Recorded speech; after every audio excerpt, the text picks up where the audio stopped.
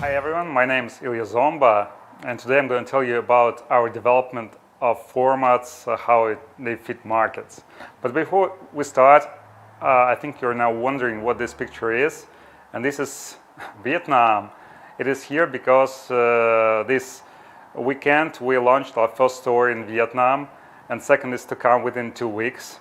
So it's going to be a simultaneous launch of first two stores in this beautiful city of Ho Chi Minh. So congratulations to the team. Okay, let's move forward. So if in case you watched my videos 2 months ago, I was telling the news about the development of our core format IMF.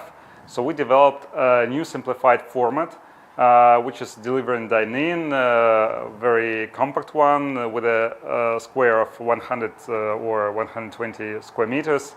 In total, like 25-30 seats, with a capex of approximately $200,000, and it has the same menu for delivery and dine-in. I think you remember the presentation was named "We tear down the wall." So we removed the wall. We removed a lot of equipment from the cashier zone. So the store can be run by one person during low hours. So these are the similar stores in Moscow and Obruchevo or Profsoyuzная. They look pretty much similar to what we are going to scale in international markets. But there were lots of questions to my presentations, like how is this format was going to be adopted to different markets, or what will be the flagship store look like?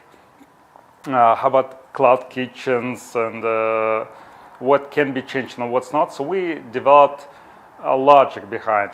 But before I go to that, I would like you to show our view, to share the view on the QSR market. So basically, if this gray square is a total QSR market, a generic QSR market, I think about half of the market in any country is a burger market, which is the bigger one in QSR industry.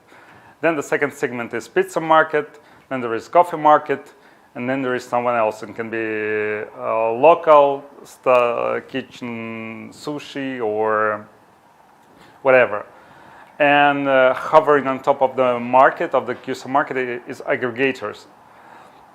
They are putting themselves in between manufacturer and the brand, taking the bite on the brand's margins, right? So our market development, if we go to a market, first of all, we are really small. We work with aggregators. We're here.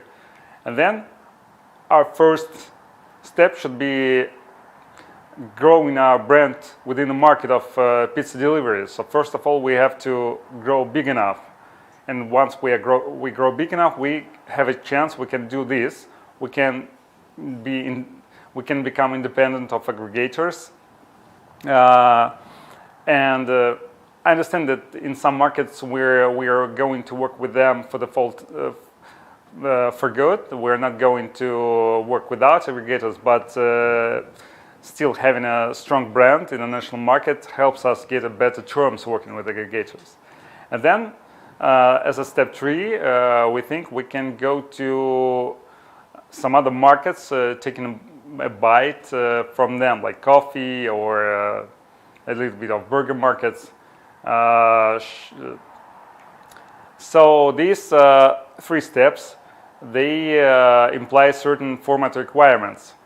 So to build a national pizza brand, we have to have a really simple concept to scale.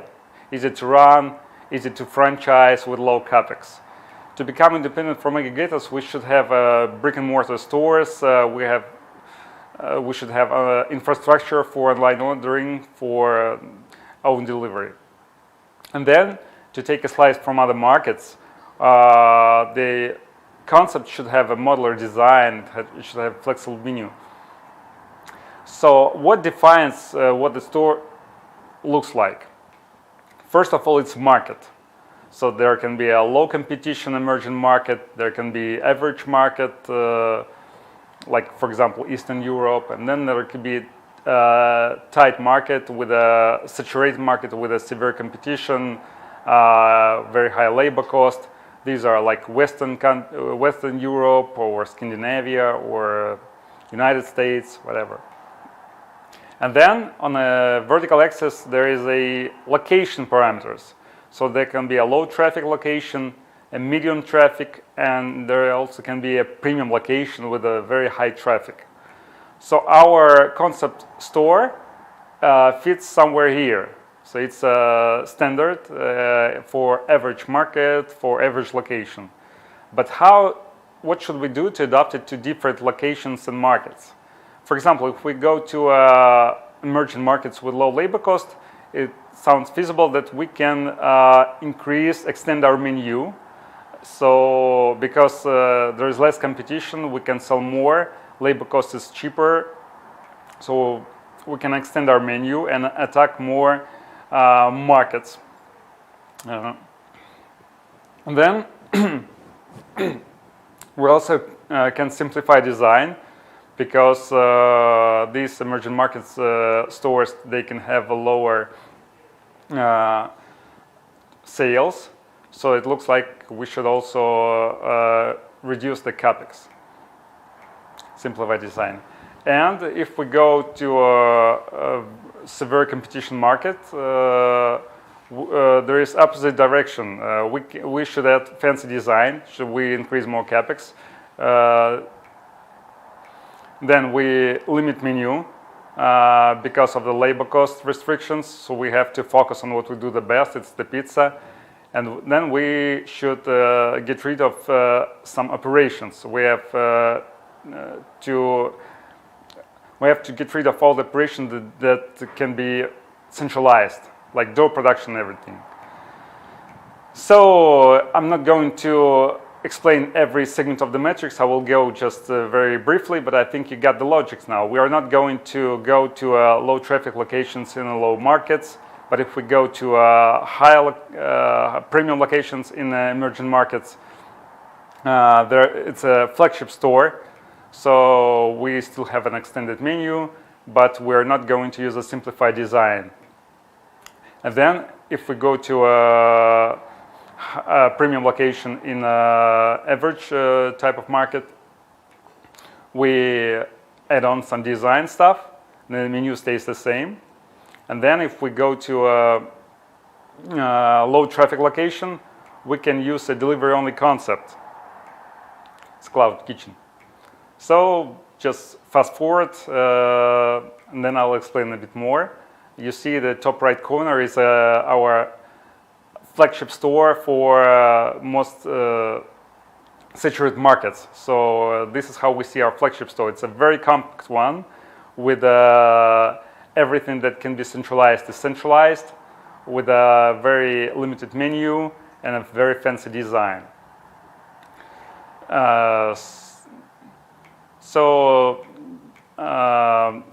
These are, I think you're now wondering what these labels are, like limited menu, extended menu. These are not just types, these are store development scales. So for example, on the left there is limited menu and on the right is extended menu. So totally limited menu is just pizza and sides.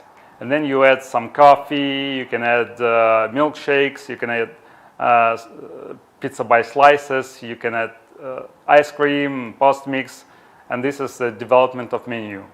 And then the same goes with a design scale. On the left corner there is an easy spot, it's our new concept. Then there is easy form, then there is a new level as our basic design at the moment. And then we can put some extra neon lights, we can add decorative plants, and then there is a Цветной, which is our flagship stores in Moscow design. And then the development scale of operation is, you go from the full operations when you have everything prepared inside, then you can have dough prepared centrally in a commissary, then you can receive vegetables that are already chopped, all ingredients come ready to use, and then you can have also an everyday supply. So after doing all this, the next step that we can take is we can find out the parameters for each concept. We can calculate capex, we can calculate target sales, EBITDA, payback, and cash and cash parameter. So we do it for all the concepts you see, and then the next step is we can calculate the market parameters, because each market is a mix of premium stores, average stores, and low traffic stores. So for example, if we have 10 flagship stores, 60 regular stores, and 30 dark stores, what will be our market parameters look like?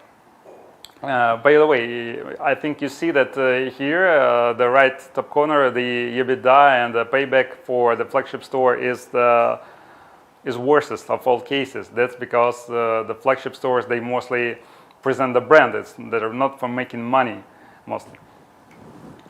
So, calculating the market parameters. Here we have, as I told you, 10 flagship stores, 60 regular stores, and 30 cloud kitchens. So with this approach, we can calculate the market parameters very quickly. And why it's all important? First of all, it facilitates decision making and go-to-market strategy planning. We now know we have a logic behind. We can easily estimate the total capex for the country. We can easily understand in which location what should we open. And of course, it reduces the risk of making a mistake. And then the very important point is that matrix helps us see the growth points. We can understand that in some areas, for example, in emerging markets, in low segment, we don't have a concept. So we can take a deep dive and develop a concept for a certain segment of the matrix. So this is how we see our format development inside the markets. So I'm sure that if you have any questions, please come back. Thank you. Bye.